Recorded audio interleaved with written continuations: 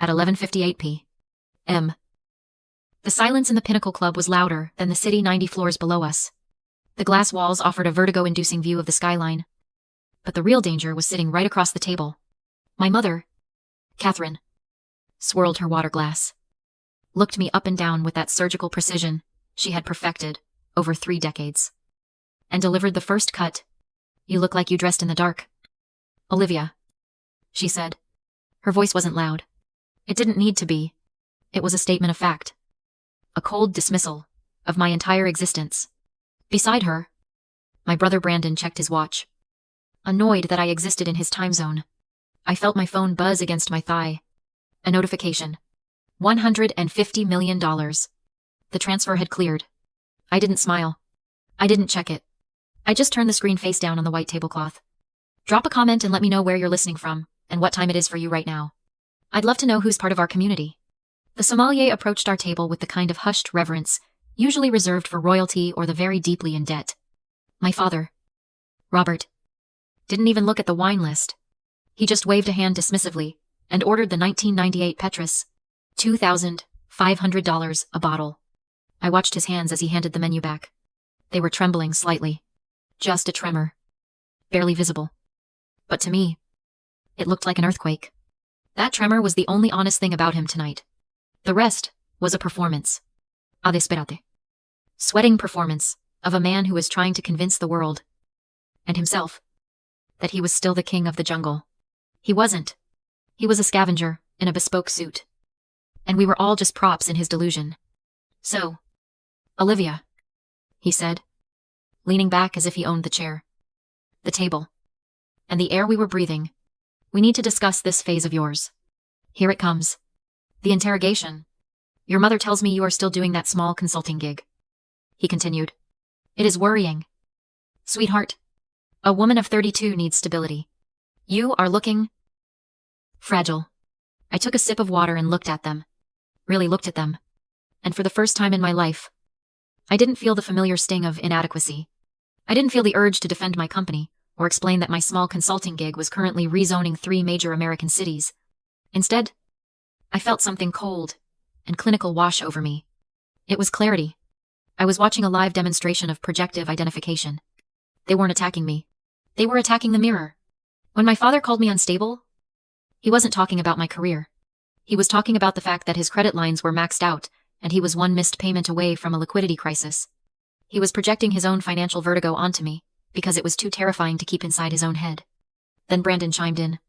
"You know, Liv, it is frankly embarrassing," he said, picking at a bread roll. "You have zero responsibility. You just float around while the rest of us are out here actually building the family legacy." Responsibility. That was rich coming from him. Brandon, who had lost $4 million in bad crypto trades last quarter. Brandon, who was currently under investigation by the SEC. Though he thought he had hidden it well.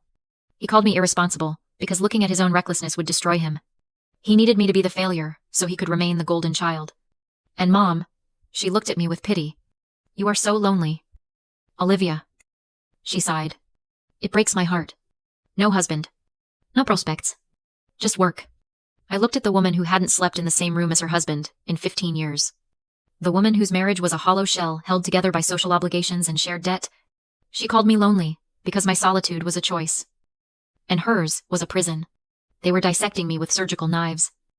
But they were the ones bleeding out. I realized then that my compassion had been a luxury they had overdrafted for years. I had spent my 20s trying to fix them. Trying to be good enough.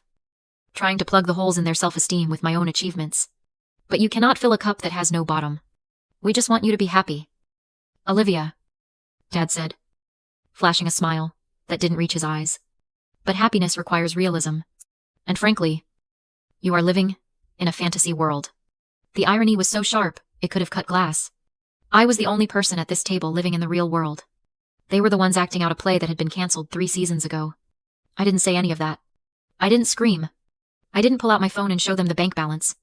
That would have been emotional. That would have been engaging with their narrative. Instead, I just nodded slowly. That is an interesting perspective. Dad, I said. My voice was flat. Monotone. Boring. He blinked, confused by the lack of friction. He wanted a fight. He needed me to cry or argue so he could feel powerful by shutting me down. But I wasn't giving him fuel. I was giving him nothing. To understand why silence was my only weapon left, you have to understand the architecture of my family. We were built on a foundation of loud insecurity. For as long as I could remember, the Sterling name was something you shouted, not something you whispered. It was plastered on buildings we didn't own, printed on gala invitations we couldn't afford, and embroidered on luggage that was empty inside. While they spent the last decade vacationing in Saint-Tropez on credit cards that were cycled like a Ponzi scheme, I was in the mud. Literally. I remembered the summer of 2018. They were posting photos from a yacht in the Mediterranean, tagging every luxury brand they could spell. I was in a hard hat in Nevada, overseeing the groundbreaking of Ether's first solar grid. My boots were caked in dirt. My hands were blistered. I smelled like sweat and concrete. I didn't post a single photo. I didn't tag a single brand. I was too busy building the infrastructure that would eventually power the very yacht they were renting. That was the difference between us. They chased the appearance of wealth. I chased the reality of power. And nowhere was that contrast more violent than right here, at this table. I looked across at my younger sister, Jessica, at 26. She was a lifestyle influencer, which meant she was a professional beggar in designer clothing. She was dripping in logos. Her handbag was covered in the interlocking G's of Gucci. Hip belt screamed Hermes. Her earrings were oversized Chanel logos that caught the light every time she moved her head. She looked like a walking billboard for a life she couldn't afford. I knew for a fact that the diamond bracelet on her wrist was leased. I knew because the company she leased it from used my software to run their credit checks. Her entire identity was a rental. Then I looked down at my own sweater. It was a simple, navy blue cashmere crewneck from Loro Piana. No logos. No branding. No flash. To my mother, it looked like something I had picked up at a discount rack. She didn't know that the vicuña wool cost more than Jessica's entire outfit combined. She didn't understand that true wealth whispers, while debt screams. I wasn't playing their game of status. I had ascended to a level where status was irrelevant because I controlled the board. The waiter arrived with the wine. He was a young man. Sharp. Attentive. I watched him navigate the table. When he poured for my father, he was polite. Professional. But when he moved to me, something shifted. He didn't just pour the water. He adjusted the placement of my fork by a millimeter. He met my eyes for a split second, with a look of deferential recognition. He knew. Staff always know. They see the credit cards that get declined. They hear the arguments in the hallways. And they know who tips the housekeeping staff $500 and who leaves a mess. My family missed it. Of course. They were too busy looking at their reflections in the silverware. They didn't notice that the general manager of the Pinnacle Club was hovering near the entrance, his eyes fixed nervously on our table. They didn't notice that the security detail at the door wasn't the usual restaurant bouncer, but a man who moved with the distinct, fluid lethality of ex-special forces. They only saw what they wanted to see. The daughter who had failed. The black sheep who dressed in the dark. Jessica caught me looking at her bracelet. She held up her wrist, letting the fake light hit the least stones. Pretty, isn't it? She said, her voice dripping with condescension. Maybe if you start taking Dad's advice, you could afford nice things too.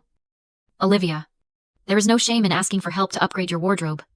I took a sip of my water. The glass was cool against my fingertips. It is very shiny. Jessica, I said softly. She beamed, taking it as a compliment. She didn't hear the subtext. She didn't realize that in my world, shiny was an insult. Chrome is shiny. Plastic is shiny. Diamonds are a dense. Gold is heavy. But I let her have her moment. It would be the last one she ever got. The main course arrived. But the appetite at the table had vanished. The air was thick, with the kind of tension that usually precedes a boardroom coup. My father cut into his steak with aggressive, sawing motions, as if he were trying to kill the animal a second time. I knew the preamble was over. The insults about my clothes and my job were just the softening up artillery. Now came the ground invasion. We have some news. Olivia, my mother said, dabbing the corner of her mouth with a linen napkin. A wonderful opportunity has come up. For you? I didn't look up from my sea bass. Oh, I asked. My tone was as neutral as a dial tone. Dad stopped sawing. He leaned forward, putting on his best benevolent patriarch face. It was a mask I had seen him wear 1,000 times before asking a bank for an extension on a loan he couldn't pay back. We ran into Julian Thorne the other day, he said. You remember Julian from the club he asked about you? Specifically. I paused, my fork hovering halfway to my mouth. Julian Thorne, the managing partner at Thorne Capital. A man pushing 50 with a portfolio full of strip malls and a reputation for aggressive, hostile takeovers. I remember him, I said. Well, Dad continued, his voice gaining speed. We got to talking. He is looking for a wife. Olivia. Someone from a good family. Someone with pedigree. And we told him, you were available. They weren't matchmaking. They were brokering a merger. I did the math instantly. Julian Thorne was currently trying to secure a seat on the city planning board. My father needed a liquidity injection to cover the 3 mortgages on the Hamptons estate. If they could trade me to Julian, Dad would get his loan. And Julian would get a trophy wife with the sterling name to wash his reputation. It was a business transaction. I was the asset. So, Mom added, her eyes gleaming with predatory hope, we invited him to stop by for dessert. He will be here in 20 minutes. You are going to be charming. You are going to listen to what he has to say. And if he proposes a courtship, you are going to say yes. It wasn't a request. It was a command. I took a slow sip of my water. I placed the glass back down on the coaster with deliberate care, making sure it was perfectly centered. I see, I said. That was it. 2 words. No anger. No outrage. No lecture about feminism or autonomy. Just, I see. The Grey Rock Method. It is a psychological defense strategy designed for dealing with narcissists. You become as uninteresting as a gray rock. You offer no emotional surface area for their drama to cling to. My lack of reaction hit them harder than a scream would have. You see, Brandon snapped, his face flushing pink. That is all you have to say, Dad. Just handed you a golden ticket. Julian is worth hundreds of millions. This could save. This could set you up for life. He almost slipped. He almost said save us. It is a very specific plan, I said, looking at the centerpiece. Specific. Dad slammed his hand on the table. The silverware rattled. This isn't a suggestion. Olivia, we are tired of watching you waste your potential. You are 32. You are aging out of the market. This is us stepping in to fix your mess. I didn't blink. I didn't flinch. I just watched him with the detached curiosity of a scientist, observing a specimen in a jar. That is an interesting point of view, I said. The boredom in my voice broke, Brandon. He couldn't handle the silence. He needed the friction. He needed me to be the villain so he could feel righteous. You are such a useless burden, he hissed, leaning across the table. The spit flew from his mouth. We carry you. We include you. We invite you to these dinners even though you are an embarrassment. And this is how you repay us, by acting like you are too good for Julian Thorne. I looked at Brandon. I saw the sweat on his upper lip. I saw the terror in his eyes. He wasn't angry that I wouldn't marry Julian. He was terrified that if I didn't, the family money would dry up. And he would have to get a real job. If you don't do this, Dad said, his voice dropping to a low, dangerous growl. Then you are done. I tilted my head slightly. Done. Out of the will. Cut off. No more access to the properties. No more safety net. You will be dead to this family. I almost laughed. The threat was so hollow it echoed. They were threatening to cut me off, from a fortune that no longer existed. They were threatening to kick me out of a will that was comprised entirely of debt and liens. I understand, I said quietly. You understand? Mom asked, her voice shrill. So you will do it. I looked at my watch. 12 11 a.m. I understand your position, I said. I didn't agree. I didn't refuse. I just acknowledged the noise. And that silence, that absolute, impenetrable wall of indifference was driving them insane. They were throwing matches at me, trying to start a fire. And I was just water. The plates were cleared. The tension at the table was heavy enough to crack the glass walls. But they interpreted my silence as submission. They thought they had won. Dad loosened his tie, a smug look of victory settling over his face. He thought he had bullied me into saving him. Then the bill arrived. The waiter placed the black leather folder in the center of the table. It sat there like a landmine. Dad picked it up with a flourish. He didn't even look at the total. He just pulled out his American Express black card, the metal one. The heavy one. The one he used to signal his importance to the world, and slapped it onto the tray. It was a performance of dominance. I pay. Therefore I lead. He didn't know that the black card is just plastic if the account behind it is empty. The waiter took the folder and walked to the service station a few feet away. We sat in silence. Brandon was texting. probably telling his bookie that the money was coming soon. Mom was reapplying her lipstick, preparing for Julian's arrival. Then came the sound. The soft, electronic beep beep of a decline. It was quiet. But in the hush of the Pinnacle Club, it sounded like a gunshot. The waiter frowned. He swiped it again. Beep beep. He typed something in manually. Beep beep. My father froze. He hadn't heard it yet. Or maybe he was pretending not to. But I saw his shoulders stiffen. The waiter walked back to the table. He leaned down. His voice, a discreet whisper that carried like a scream. I am so sorry. Mr. Sterling. The card was declined. The air left the table instantly. Declined, Dad laughed. But it was a nervous, jagged sound. That is impossible. It is an Amex Centurion. There is no limit. Perhaps it is a chip error. Sire. The waiter said diplomatically, though his eyes told a different story. Do you have another form of payment? Dad turned red. A deep, blotchy crimson that started at his neck and crawled up his face. He fumbled in his wallet. His fingers clumsy. He pulled out a Visa. A platinum card. Try this one. He snapped. And call the bank? Their fraud protection is ridiculous. The waiter took the Visa. He walked back to the machine. We all watched. We couldn't help it. We were staring at the little machine in the waiter's hand, as if it were a bomb timer. He inserted the chip. He waited. Beep beep. Brandon dropped his phone. Mom stopped applying her lipstick, her mouth half open. The waiter returned, looking genuinely pained. I am afraid this one was declined as well. Sire. Code 51. Insufficient funds. He didn't whisper it this time. He said it. Insufficient funds. The words hung over the table, stripping away every layer of pretense my family had worn for the last decade. The vintage wine, the designer clothes, the arrogance. It all evaporated, leaving only 4 frightened people, unable to pay for a dinner they couldn't afford. Dad looked at the bill. $2,800. He looked at Mom. She looked away, studying the tablecloth. He looked at Brandon. Brandon suddenly found the floor very interesting. Then, he looked at me, and in his eyes, I saw the transition from embarrassment to rage. He couldn't be the failure. Someone else had to pay for this humiliation. Olivia, he said, his voice trembling with suppressed fury. Yes. Give him your card. He blinked. Excuse me. Pay the bill. Olivia. Consider it rent. Rent, I asked. My voice calm, though inside, the steel was hardening. Rent for us tolerating you, he hissed. Loud enough for the next table to hear. Rent for the years we supported you while you played at being a consultant. You want to be independent. Fine. Step up. Pay the damn bill and stop embarrassing this family. The audacity was breathtaking. He had just threatened to disown me 5 minutes ago. Now, he was demanding I bail him out of a dinner he ordered to celebrate his own magnificence. I looked at the waiter. He was looking at me, his eyes wide. He wasn't looking at me like I was the poor daughter anymore.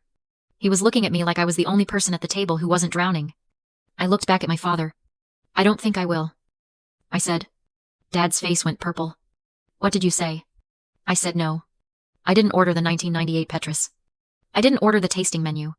And I certainly didn't order the disrespect. You ungrateful little dad started to rise from his chair. But he never finished the sentence. Because Dante stepped into the light. He didn't rush. He didn't run. He moved with the terrifying calm of a man who knew exactly how much force was required to break a wrist. And exactly how much restraint was required not to. He stopped beside my chair. A silent, imposing wall of charcoal wool and muscle. Miss Sterling, he said. His voice was low, polite, and carried the weight of a collapsing building. The board is ready for the vote downstairs. Shall I have the helicopter prepped for the transition? The table froze. It wasn't a pause. It was a glitch in the simulation. Helicopter, Dad sputtered. Bored. Who the hell are you? Dante didn't look at him. He didn't even acknowledge that my father had spoken. He kept his eyes fixed on me, waiting for a command. I looked at my family. I saw the confusion in my mother's eyes, the dawning horror in Brandon's. They were trying to process the data, but it didn't fit the model. Olivia, the failure didn't have a head of security. Olivia, the burden didn't have a helicopter waiting. Who is this? Mom demanded, her voice shrill. Olivia, tell your friend to leave. We are having a private family discussion. He is not my friend. Mom, I said, standing up. He is my employee. Before she could respond, the double doors of the kitchen swung open, and the general manager of the Pinnacle Club came rushing toward our table. He was a man who usually moved with the slow dignity of a diplomat. But tonight, he was practically running. He looked pale. Ms. Sterling, he gasped, arriving at the table slightly out of breath. I am so terribly sorry. The card reader. It was a system error. A glitch. We never should have presented a bill at all.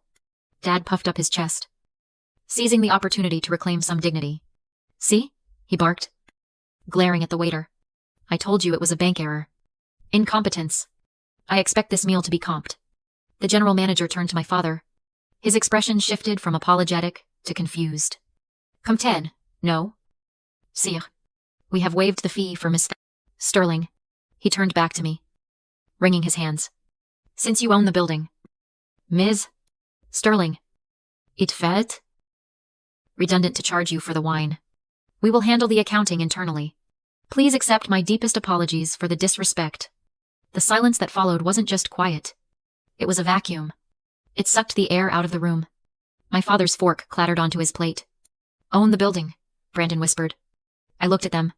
I looked at the people who had spent the last 2 hours, the last 3 decades, telling me I was worthless. And I finally broke the gray rock. I let the mask slip. Just enough to show them the steel underneath. I don't just own the building. Dad, I said. I picked up the leather bill folder. I opened it, looked at the declined receipt, and then closed it with a snap. I own the bank that holds your mortgage. Dad stood up. His chair scraped loudly against the floor. That is impossible. You are a consultant. You have nothing.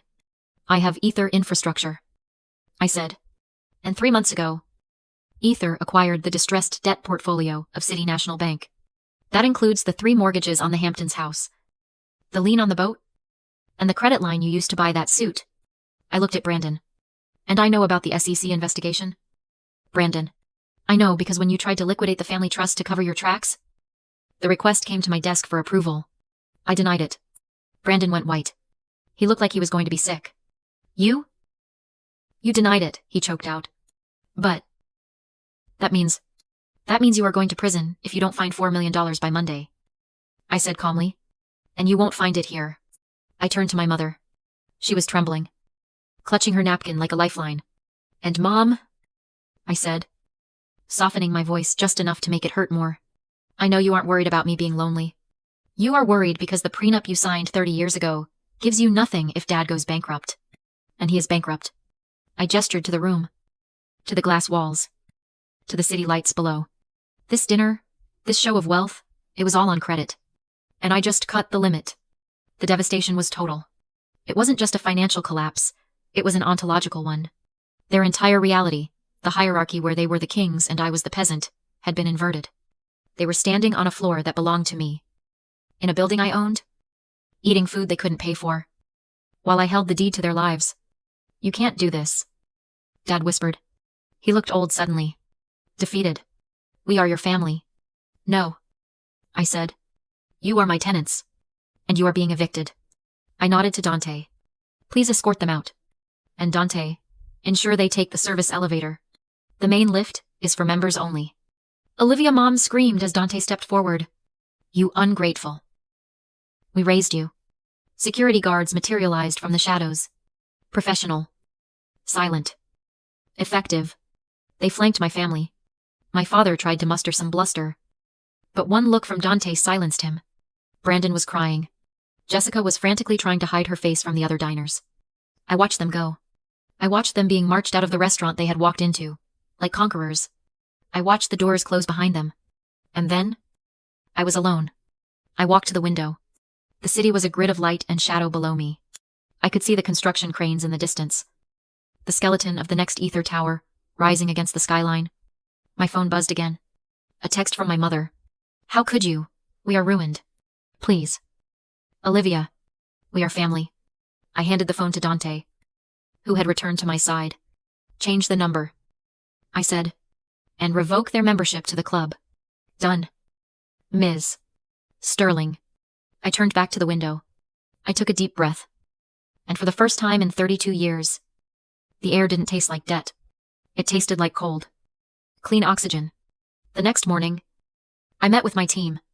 Not my family. My team. Engineers from Mumbai. Architects from Tokyo. Urban planners from Detroit. People who had built their own tables because nobody offered them a seat. We sat around the conference table in the boardroom of the Pinnacle Club. The sun was rising, flooding the room with gold. I signed the grant authorization for the Urban Renewal Initiative. $150 million to rebuild the neighborhoods my father's generation had redlined and ignored. It wasn't charity. It was an investment in a future that didn't look like the past. Legacies aren't what you inherit. I realized, watching the ink dry on the page. Legacies are what you build when you stop waiting for permission. If you have ever had to build your own table because you weren't welcome at theirs, share this story. Let them watch you eat.